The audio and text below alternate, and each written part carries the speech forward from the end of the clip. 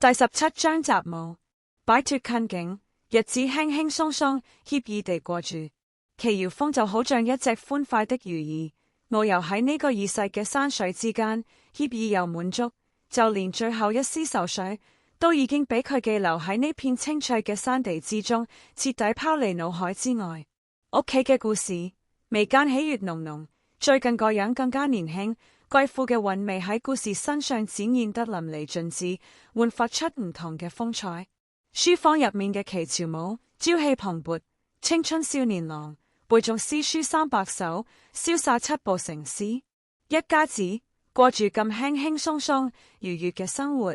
呢一日，祁遙峰將大量嘅香膏送去千里香，計算清楚錢後，就冇多留，將呢次所得嘅150兩銀子全部帶走。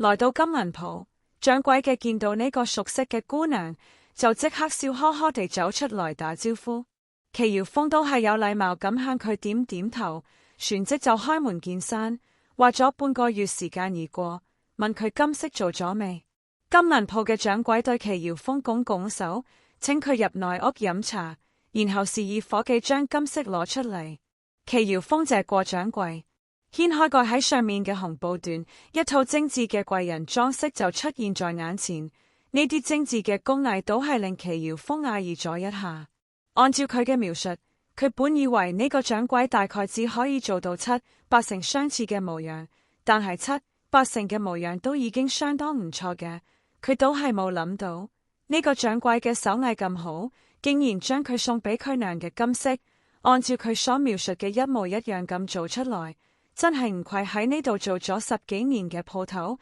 果然有些真本事。祁遙峰好滿意，不禁對呢個掌櫃嘅老伯拱拱手，話多謝掌櫃嘅費心，將手上嘅150兩銀銀絲毫不差咁遞俾金銀鋪嘅掌櫃。掌櫃嘅叫伙計收下，就笑住對祁遙峰講：可以做出咁好嘅金飾模樣，真係令開咗咁多年金飾嘅老夫長見識。老夫都未謝過姑娘你，我淨係提供一個模樣，都係冇諗到掌櫃嘅竟然可以真正咁將呢套金飾做出來，淨係能夠做到呢個別具一格嘅金質胸針，就令祁遙峰好佩服呢間金銀鋪嘅手藝。而呢位掌櫃嘅都係第一次接收到咁嘅單，更加喺日後由呢間金銀鋪發展出去嘅胸針，不過唔叫胸針，叫梅針。除咗精緻嘅梅針裝飾，仲有2對精緻嘅髮釵同埋2對墜珠金色耳環，都同呢個時代嘅傳統裝飾唔同，但係卻唔單止唔出格，而且仲顯得高貴不凡。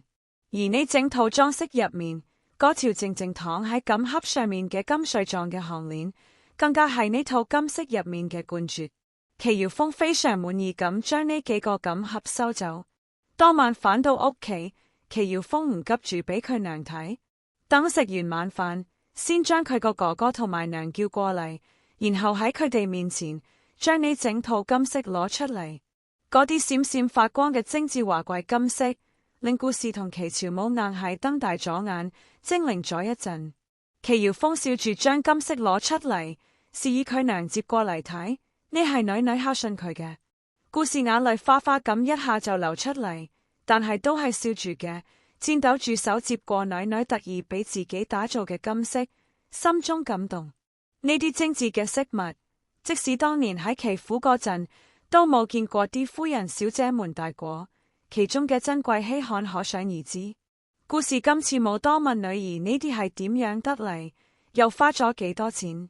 佢只係知道呢啲係女兒嘅心意，係佢女兒孝順娘嘅心意。而顧氏亦都打算好咗呢套稀奇精緻嘅飾物，佢要好好收起，收起俾女兒日後做嫁妝，令佢嘅女兒風風光光嫁出去。翌日清晨，顧氏早早為祁朝武準備咗一大碗雞蛋麵，叫佢食飽咗再去學堂。祁朝武憨笑住接過麵條，津津有味咁食起嚟，食到一半，抬頭望佢娘同細妹喺雞棚度餵雞，眼裏閃過一抹掙扎，欲言又止，最終冇講出口嚟。無奈之下，唯有伏低頭繼續食麵。而祁朝武呢個欲言又止嘅猶豫神色，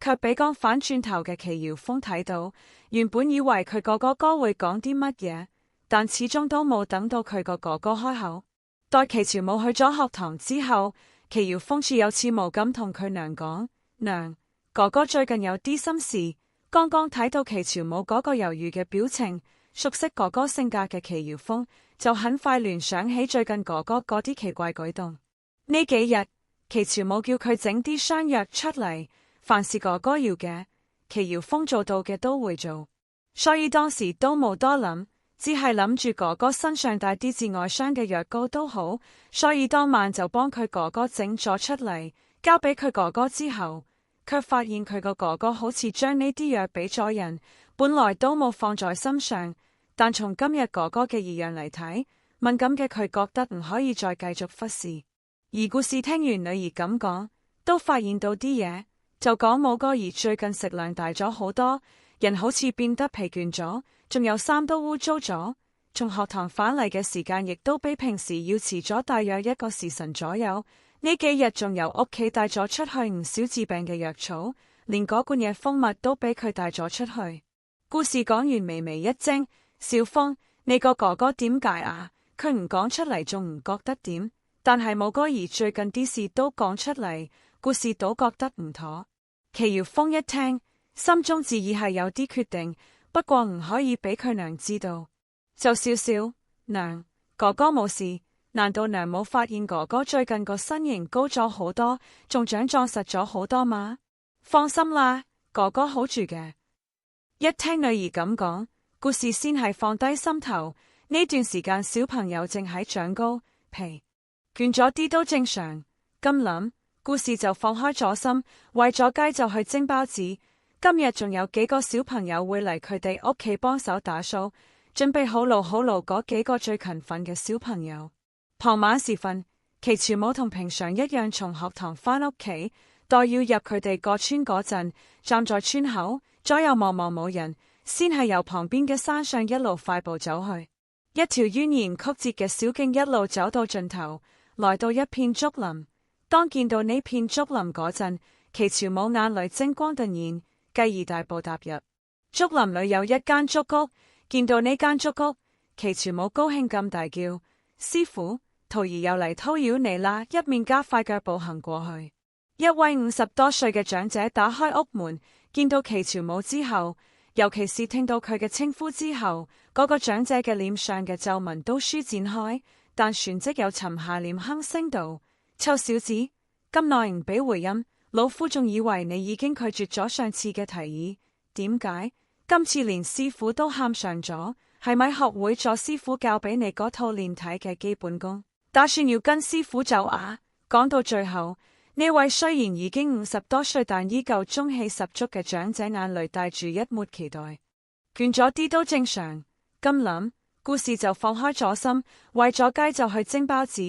今日仲有幾個小朋友會嚟佢哋屋企幫手打掃，準備好勞嗰幾個最勤奮嘅小朋友。傍晚時分，祁朝武同平常一樣從學堂返屋企，待要入佢哋個村嗰陣，站在村口，左右望望冇人，先係由旁邊嘅山上一路快步走去。一條蜿蜒曲折嘅小徑一路走到盡頭，來到一片竹林。當見到呢片竹林嗰陣，祁朝武眼裏精光頓現，繼而大步踏入。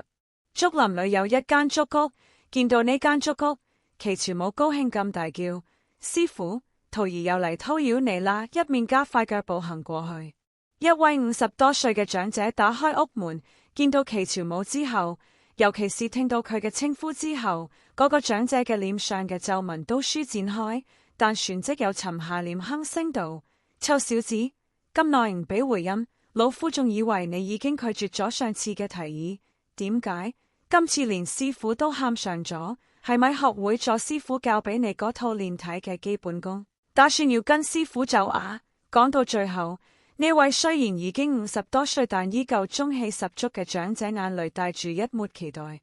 佢唔講出來，自然有佢唔講出來嘅原因，只係見到佢娘同妹妹咁擔心，佢心裏好難受，稍稍猶豫咗一下，就打算講咗。祁耀峰見到佢已經有講出來嘅想法，就拍拍佢娘嘅背，安慰道：娘，哥哥認錯咗，你唔好傷心，聽聽哥哥點講。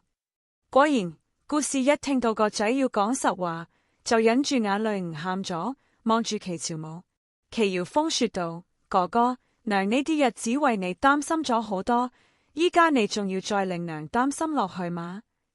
俾佢咁一講，祁朝母就全盤交代咗。原來佢前陣子唔經意間喺返屋企嘅路上救咗一位長者，呢位長者對佢好好，仲好睇重佢嘅習武天賦。每日放學返嚟，佢都會去揾呢位長者教佢武功。習咗一段時間後，乾脆仲拜咗人哋做師傅。顧氏眨咗眨隻眼，唔知真假，望住個女問，個女精明，佢覺得還是問個女，睇下個女嘅意思比較好。祁堯峰俾咗佢娘一個安心嘅眼神，示意佢個哥哥講嘅係真嘅。呢啲日子嚟，祁朝母揾佢製藥，仲係專門用嚟治外傷嘅傷藥，仲有佢從屋企帶出去嘅啲藥材，同埋每日佢會反慢嘅原因，同埋佢變咗壯實同疲憊嘅原因。經佢咁一講，都很快就能夠聯想到，都能夠確定佢話中嘅真假。不過祁堯峰知道呢係一件事件，但呢件事卻唔係佢哥哥呢啲日子欲言又止且猶豫不決想同佢或者佢娘講啲咩嘅原因。哥哥，仲有啲咩事你冇講嘅？仲係你呢啲日子以來一直心不在焉嘅原因。佢直直望住佢哥哥個眼，生怕錯過任何一道情緒光線。